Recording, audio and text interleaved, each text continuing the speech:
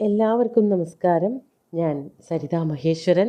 ഇന്ന് ശ്രീമദ് വാൽമീകി രാമായണത്തിലെ ബാലകാണ്ഡത്തിലെ 6ാമത്തെ സർഗത്തിൽ 22 മുതൽ 28 വരെയുള്ള ശ്ലോകങ്ങളാണ് നമ്മൾ പഠിക്കാൻ പോണത്. ഈ ശ്ലോകത്തിൽ 27 വരെയുള്ള ശ്ലോകങ്ങൾ അനുഷ്ടുപ്പ് വൃത്തമാണ്. 28ാമത്തേത് വംശസ്ഥം വൃത്തമാണ്. പക്ഷേ ചെറുതായിട്ട് അക്ഷരവ്യത്യാസമുണ്ട്. 12 അക്ഷരങ്ങളാണ്. 2 വരികളിൽ ചെറിയ അക്ഷര വ്യത്യാസമുണ്ട്. എന്നാലും അത് വംശസ്ഥം പോലെ തന്നെയാണ്. ആർഷമായിട്ടുള്ള പ്രയോഗം ഇതുകൊണ്ട് വംശസ്ഥം വൃത്തമായിട്ട് തന്നെയാണ് കണക്കാക്കുന്നത്. അയോധ്യ എന്നു പേരുള്ള ആ നഗരിയുടെ അന്വർത്ഥനാമത്വം അതാണ് പറയണത്. യോധനം ചെയ്ത് തോൽപ്പിക്കാൻ പറ്റാത്തവൾ, ആയോധനം ചെയ്ത് യുദ്ധം ചെയ്ത് തോൽപ്പിക്കാൻ പറ്റാത്തവളാണ്. അതിൻ്റെ ശക്തിയെ പറ്റിയിട്ടൊക്കെയാണ്. അപ്പോൾ ഒരു രാജ്യത്തെ ശക്തി എന്ന് പറയണത് അവിടുത്തെ സൈന്യമാണ്. ആ സൈന്യങ്ങളിൽ പ്രത്യേകിച്ച് കാലാൾപ്പട എല്ലാ ദിക്കിലും ഉണ്ടാവും. ആനകളെ കുതിരകളെന്നൊക്കെ പറഞ്ഞാൽ വളരെ മേൽത്തരം ജാതികളായാലേ ആക്രമണോത്സുകത ഉണ്ടാവുള്ളൂ, ആരോഗ്യം ഉണ്ടാവുള്ളൂ, ശക്തി ഉണ്ടാവുള്ളൂ. അതിനെ പറ്റിയിട്ടൊക്കെയാണ് പറഞ്ഞു തുടങ്ങുന്നത്. നമുക്ക് 3 ശ്ലോകങ്ങൾ നോക്കാം. കാംബോജ വിഷയേ ജാതൈർബാഹ്ളീകൈശ്ച ഹയോത്തമൈഃ വനായുജൈർനദീജൈശ്ച പൂർണ്ണാ ഹരിഹയോത്തമൈഃ വിന്ധ്യപർവതജൈർമത്തൈഃ പൂർണ്ണാ ഹൈമവതൈരപി മദാന്വിതൈരതിബലൈർമാതംഗൈഃ പർവതോപമൈഃ ഐരാവതകുലീനൈശ്ച മഹാപദ്മകുലൈസ്തഥാ അഞ്ജനാദപി നിഷ്ക്രാന്തൈർവാമനാദപി ചദ്വിപൈഃ. 22, 23, 24 എന്നീ ശ്ലോകങ്ങളിലാണിത് പറയണത്. കാംബോജ വിഷയേ ജാതൈഃ. കാംബോജ വിഷയത്തിൽ, കാംബോജ വിഷയം എന്നുള്ളത് കൊണ്ട് ആ പ്രദേശം എന്നുള്ള അർത്ഥമാണ്. കാംബോജം എന്ന് പറഞ്ഞാൽ വളരെ പ്രശസ്തമായത് ഈ കുതിരകളെ കൊണ്ടാണ്. കാംബോജം എന്ന് പറയും, കാംബോജം എന്നും പറയാറുണ്ട്. സംഗീതത്തിൻ്റെ കാര്യത്തിൽ കാംബോജി എന്നുള്ളൊരു രാഗം തന്നെയുണ്ട്. അതുമായിട്ട് ഇതിന് ബന്ധമുണ്ടോയെന്ന് അറിയില്ല. പക്ഷേ കാംബോജ ദേശത്തെ കുതിരകളെന്ന് പറയുന്നത് ഭാരതത്തിൽ എല്ലാ കാലത്തും ആ കുതിരകൾക്ക് സ്ഥാനം ഉണ്ടായിരുന്നു. സിന്ധു കുതിരകൾക്ക്, സിന്ധുവിൽ നിന്ന് ജനിച്ച കുതിരകൾക്കും അതുപോലെ കാംബോജത്തിൽ നിന്നും ജനിച്ച കുതിരകൾക്കുമൊക്കെ വളരെ ശക്തിയും കഴിവും കൂടുതലാണ് എന്നാണ് പറയണത്. അവയെ ധാരാളമായിട്ട് നമ്മുടെ നാട്ടിലേക്ക് കൊണ്ടുവന്നിരുന്നു. ത്വാം സിന്ധുജാവാപ്യ ഇതീവമത്വ എന്നൊക്കെ പറഞ്ഞിട്ട് നാരായണീയത്തിലും പറയുന്നുണ്ട്. സിന്ധുജന്മാരെന്ന് പറഞ്ഞാൽ സിന്ധു ദേശത്ത് ജനിച്ച കുതിരകളുടെ കാര്യമാണ് പറയണത്. അവിടെ വേറൊരർത്ഥത്തിലാണ് സിന്ധുവിൽ സമുദ്രത്തിൽ നിന്ന് ജനിച്ചവർക്ക് അങ്ങയെ പ്രാപിക്കാൻ എളുപ്പമാണെന്ന് വിചാരിച്ചിട്ടാണ് തോന്നുന്നു കേശി എന്നു പേരുള്ള കുതിര അങ്ങയുടെ അടുത്തേക്ക് വന്നത് എന്നുള്ളത് ശ്രീകൃഷ്ണനെ വർണ്ണിക്കുമ്പോൾ മേൽപ്പത്തൂർ അവിടെ കേശി വധത്തിൻ്റെ കാര്യത്തിൽ പറഞ്ഞതാണ്. അപ്പോൾ ഇവിടുത്തെ അയോധ്യയിലെ കുതിരകളെ പറ്റി പറയാണ്. പല പല നാടുകളിൽ നിന്നുള്ള കുതിരകൾ അവിടെ എത്തിയിരുന്നു. ആദ്യം പറയണത് കാംബോജം എന്ന് പറഞ്ഞ നാട്ടിലെ കുതിരകളാണ്. ഹരിഹയോത്തമൈഹി എന്ന് പറയുന്നുണ്ട്. എങ്ങനെയുള്ള കുതിരകളായിരുന്നു? ഹരിഹയോത്തമൈഹി ഹയോത്തമൈഹി. ഹരിഹയോത്തമൈഹി എന്ന് പറഞ്ഞാൽ, ഹരി എന്ന് പറഞ്ഞാൽ ഇന്ദ്രനാണ്. ഇന്ദ്രൻ്റെ കുതിരകളെ വെല്ലുന്നവയായ ഹയോത്തമൈഹി പൂർണ്ണ, നല്ല കുതിരകളാൽ, ഉത്തമന്മാരായിട്ടുള്ള കുതിരകളാൽ പൂർണ്ണയായിരുന്നു അയോധ്യാപുരി. അതെവിടെ നിന്നൊക്കെയുള്ള കുതിരകളാണെന്നാണ് പറയണത്. കാംബോജത്തിൽ ജനിച്ചവയായിട്ടുള്ള കുതിരകളുണ്ടായിരുന്നു ആ കൂട്ടത്തിൽ. പിന്നെ ബാഹ്ളീകം തുടങ്ങിയിട്ടുള്ള ദേശം, അതെവിടെയാണെന്ന് ഇന്ന് ആ ദേശത്തിൻ്റെ പേരെന്താണ് എന്ന് കൃത്യമായിട്ട് അറിയില്ല. കാംബോജ ദേശത്തിൽ നിന്നും പുറത്ത് ജനിച്ചവ എന്ന് വ്യാഖ്യാനത്തിൽ കാണാനുണ്ട്. ബാഹ്ളീകം എന്നുള്ളത് മറ്റേതെങ്കിലും ദേശങ്ങളായിരുന്നോ എന്നുള്ളതും വ്യക്തമല്ല. അങ്ങനെയുള്ള ഭാഗത്ത് നിന്ന്, അവിടെ നിന്നും കുതിരകൾ വന്നിരുന്നു. മറ്റൊരു ദേശം വനായുജൻ എന്നാണ്. വനായുജം എന്ന് പറഞ്ഞാൽ വനായു എന്നു പേരുള്ള ദേശത്തിൽ, ഇന്ന് ആ സ്ഥലങ്ങളുടെയൊക്കെ പേര് മാറിയിട്ടുണ്ടാവാം, അവിടെ നിന്നുള്ള കുതിരകൾ വന്നിരുന്നു. അടുത്തത് നദീജയിച്ച. നദീജം എന്ന് പറഞ്ഞുകൊണ്ട് ഉദ്ദേശിക്കുന്നത് നദി എന്നുള്ളത് കൊണ്ട് സിന്ധു എന്നാണ് അർത്ഥം. സിന്ധു ദേശത്ത് നിന്ന് വന്ന കുതിരകൾ, അതായിരിക്കണം. സിന്ധുജൈഹി എന്ന് പറയുന്നതിന് പകരം നദീജൈഹി എന്ന് പറഞ്ഞു എന്നേ ഉള്ളൂ. സിന്ധു എന്നാണ് എല്ലാ വ്യാഖ്യാനത്തിലും കാണുന്നത്. സിന്ധു ദേശത്തിൽ നിന്ന് വന്നതായിട്ടുള്ള കുതിരകളോടുകൂടി ചേർന്ന പരിപൂർണമായിട്ടുള്ള, കുതിരകളുടെ കാര്യത്തിൽ വളരെ സമഗ്രമായിട്ടായിരുന്നു ആ ദേശം, പൂർണ്ണമായിരുന്നു ആ ദേശം. അതുകൊണ്ട് തന്നെ ഇന്ദ്രൻ്റെ കുതിരകളെ പോലെ ശക്തന്മാരായിട്ടുള്ള കുതിരകളായിരുന്നു അയോധ്യാദേശത്തുണ്ടായിരുന്നത്. സൈന്യത്തിൻ്റെ വലിയൊരു ബലം തന്നെയാണ് കുതിരകൾ. കുതിരകൾ 2 കാര്യത്തിൽ ബലം നൽകുന്നുണ്ട്. ഒന്ന്, കുതിര പുറത്ത് കയറിയിട്ട് പോകുന്ന യോദ്ധാക്കൾക്ക് എന്ന് നമ്മൾ പറയുന്ന കുതിരപ്പട്ടാളം എന്ന് പറയുന്നത് കുതിരയെ മാത്രം ഒറ്റ കുതിരയെ ആശ്രയിച്ചു കൊണ്ടുപോകുന്നത്, അല്ലെങ്കിൽ 3, 4, 2, 6, 7 കുതിരകളെ കെട്ടിപ്പോണ രഥങ്ങളുണ്ട്. അപ്പോൾ അത് രഥം എന്ന് പറഞ്ഞൊരു വാഹനത്തിൽ കയറിയിട്ടാണ് ആക്രമണങ്ങൾ നടത്തുക. അങ്ങനെ 2 കാര്യങ്ങൾക്ക് 2 സേനാ അംഗങ്ങളായിട്ട് കുതിരകൾ പ്രവർത്തിച്ചിരുന്നു. അതുകൊണ്ട് തന്നെ പണ്ടത്തെ കാലത്തെ രാജ്യത്തിൽ കുതിരകൾ വളരെ ആവശ്യവുമായിരുന്നു. വേഗത്തിലോടുക, പെട്ടെന്നുള്ള പ്രത്യാക്രമണത്തിന് സജ്ജരാവാനുള്ള ആ ഒരു ശക്തിയൊക്കെ കുതിരകൾക്കുണ്ടായിരുന്നു. ആനകൾക്ക് ശക്തിയില്ലാഞ്ഞിട്ടല്ല, പക്ഷേ അവരുടെ പർവ്വതാകാരം കൊണ്ട് അവർക്ക് പെട്ടെന്ന് ചിലപ്പോൾ ഇത്ര വേഗത്തിലുള്ള ക്വിക്കായിട്ടുള്ള പ്രവർത്തനങ്ങൾ നടത്താൻ പറ്റില്ല.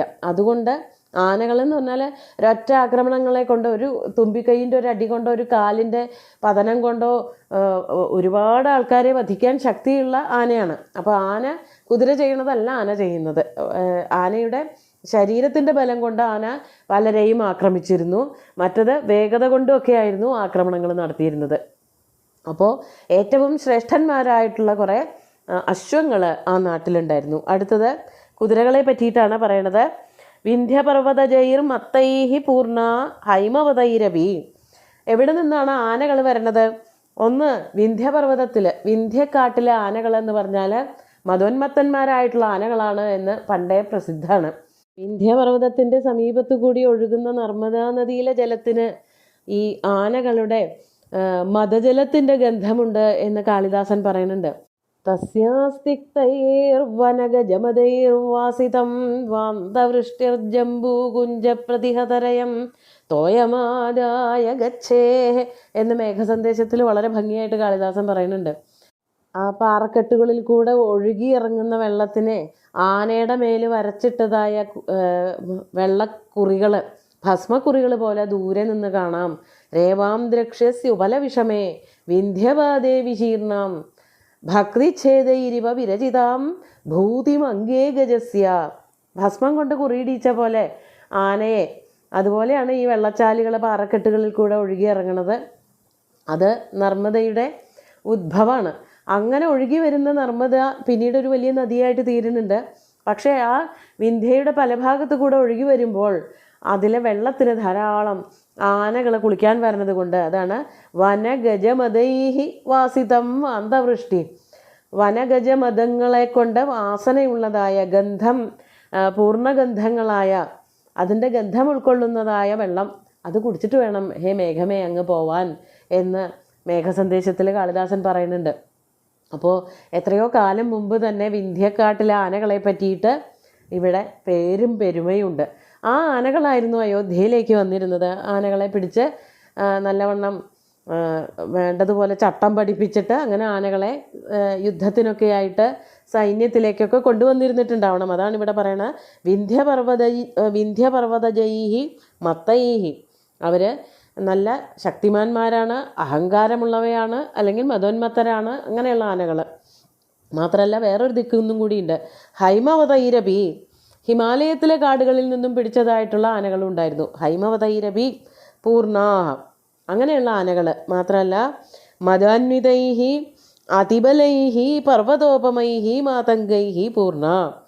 വളരെ വലിപ്പമുള്ളവ, അതാണ് പർവ്വതോപമൈഹി. പർവ്വതങ്ങളെ പോലെ ദൂരെ നിന്ന് കാണുമ്പോൾ പർവ്വതങ്ങളാണോ നടന്നു വരുന്നതെന്ന് തോന്നുന്ന വിധത്തിൽ അത്രയ്ക്ക് വലിയ ആനകൾ, മതപ്പാടുള്ള ആനകൾ, നല്ല ശക്തിയുമുള്ള അങ്ങനെയുള്ള ആനകളാൽ സമൃദ്ധമായിരുന്നു അയോധ്യ. അതാണ് മാതംഗൈഹി പൂർണ്ണ ആസീത്. അപ്പോൾ ആനകളെയും കുതിരകളെയും പറ്റി പറയുമ്പോൾ എത്ര എത്ര വർണ്ണനകളാണ്. ഇവിടെ നിന്നൊക്കെ വന്ന ആനകളും കുതിരകളുമാണ്. നല്ല ഭംഗിയുള്ള വർണ്ണനകളാണ്. ഇനി ആനകളുടെ കുലത്തിനെ പറ്റിയിട്ടും പറയുന്നുണ്ട്. അഷ്ടദിഗ്ഗജങ്ങളുടെ ചില 5-6 പേര് പറയുന്നുണ്ട്. ആ കുലത്തിൽ പിറന്നവയായിരുന്നു ഈ ആനകൾ, ഉത്തമമായ ലക്ഷണങ്ങളൊക്കെ ഉള്ളവർ. അതാണ് അടുത്ത ശ്ലോകത്തിൽ പറഞ്ഞത്. ഐരാവതകുലീനൈശ്ച മഹാപത്മകുലൈസ്തഥാ അഞ്ജനാദപി നിഷ്ക്രാന്തൈഹി വാമനാദപി ച ദ്വിപൈഹി. ഐരാവതം എന്ന് പറഞ്ഞാൽ ഇന്ദ്രൻ്റെ കിഴക്ക് ദിക്കിലെ അധിപനായിട്ടുള്ള ഇന്ദ്രൻ്റെ ആന ഐരാവതാണ്. ആ കുലത്തിൽ നിന്ന് പിറന്നവ. അത് കഴിഞ്ഞാൽ മഹാപത്മൻ എന്നു പേരുള്ള ഒരാനയുണ്ട്. ഓരോരോ ദിക്കുകളിലെ അഷ്ടദിക് പാലകന്മാരുടെ ആനകളാണ്. അഗ്നിയാണ് തോന്നുന്നു, അഗ്നിയുടെ ആനയാണെന്നാണ് മനസ്സിലാക്കിയത് മഹാപത്മൻ. ആ ആനയിൽ നിന്ന് ജനിച്ചവർ ഇനി അഞ്ജനൻ എന്നു പേരുള്ള ഒരു ആനയുണ്ട്. ആ ആനയിൽ നിന്ന് ജനിച്ച ആനകൾ, വാമനൻ എന്നു പേരുള്ള ആനയിൽ നിന്ന് ജനിച്ച ആനകൾ, അങ്ങനെ അഷ്ടദിക്പാലകന്മാരുടെ ആനകളുടെ വംശത്തിൽ പിറന്നവരായിട്ടുള്ള ശ്രേഷ്ഠന്മാരായിട്ടുള്ള ആനകളായിരുന്നു അവിടെ ഉണ്ടായിരുന്നവർ. ഈ കാടുകളിൽ നിന്നൊക്കെയാണ് പിടിക്കണതെങ്കിലും അവയുടെ ഗുണഗണങ്ങളെ പറ്റി പറയുമ്പോഴാണ് ഈ അഷ്ടദിഗ്ഗജങ്ങളുടെ സ്വഭാവം അല്ലെങ്കിൽ അവരുടെ വംശത്തിൽ പിറന്നവയാണ് എന്ന് ഉറപ്പിച്ച് കവി പറയണത്. അപ്പോൾ ഐരാവതത്തിൻ്റെയും മഹാപത്മൻ്റെയും അഞ്ജനൻ്റെയും വാമനൻ്റെയും ഒക്കെ കുലത്തിൽ പിറന്ന ആനകളായിരുന്നു അവിടെ ലക്ഷണങ്ങൾ തികഞ്ഞ ശക്തിമാന്മാരായിട്ടുള്ള മതാന്വിതന്മാരായിട്ടുള്ള ആനകൾ ഉണ്ടായിരുന്നത്. അങ്ങനെയുള്ള ആനകളാൽ സമൃദ്ധമായിരുന്നു അയോധ്യാപുരി എന്നാണ് പറയണത്. അടുത്ത ശ്ലോകം വെറുതെ ഇങ്ങനെ വാക്കുകൾ കൊണ്ടുള്ള ഒരു തമാശ ശ്ലോകമാണ്. പ്രത്യേകിച്ച് അർത്ഥമൊന്നും പറയാനില്ല, എന്നാലും ചൊല്ലാം. 25-ാമത്തെ ശ്ലോകം. ഭദ്രൈർമന്ത്രൈർമൃഗൈശ്ചൈവ ഭദ്രമന്ത്രമൃഗൈസ്തഥാ ഭദ്രമൃഗൈർമൃഗമന്ത്രൈശ്ച സാ പുരി. ഇവിടെ ഭദ്രം, മന്ത്രം, മൃഗം എന്നീ ജാതികളിൽപ്പെട്ട മൃഗങ്ങളുണ്ടായിരുന്നു എന്നാണ് പറയണത്. ഇന്നത്തെ കാലത്ത് അങ്ങനത്തെ മൃഗങ്ങൾ ഏതൊക്കെയാണ് എന്നുള്ളത് മനസ്സിലാക്കാൻ പറ്റിയിട്ടില്ല, വ്യാഖ്യാനങ്ങളിലൊന്നും പറയണില്ല. സൈന്യങ്ങളിൽ പെടാത്തത് മറ്റു മൃഗങ്ങളൊക്കെ ആവണം, കന്നുകാലികളും അല്ല.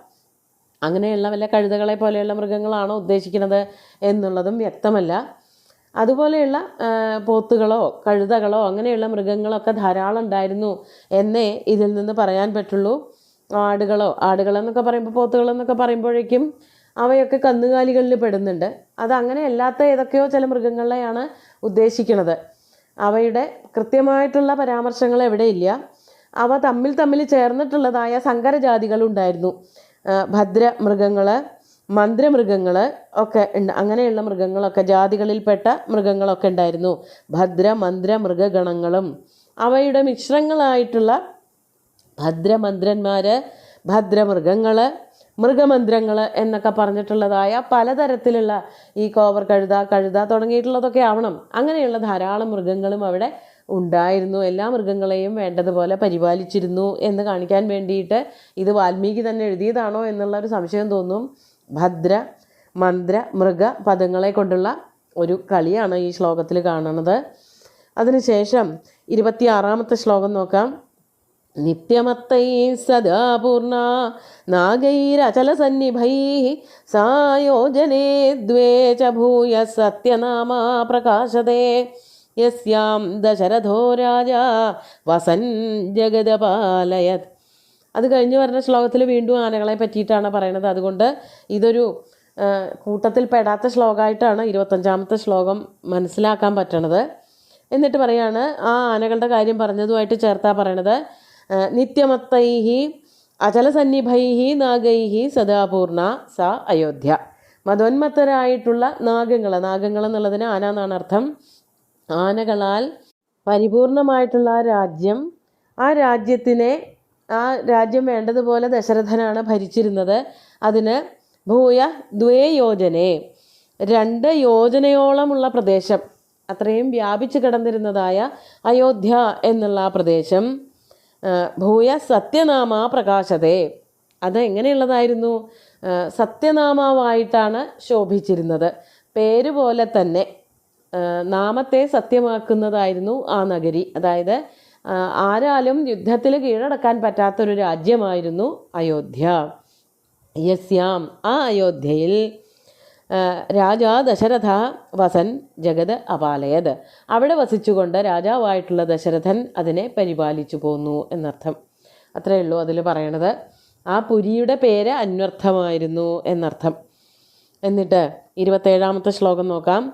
താം പുരീം സമഹാതേജ രാജാ ദശരഥോ മഹാൻ ശശാസ ശമിതാമിത്രോ നക്ഷത്രാണീവ ചന്ദ്രമാ.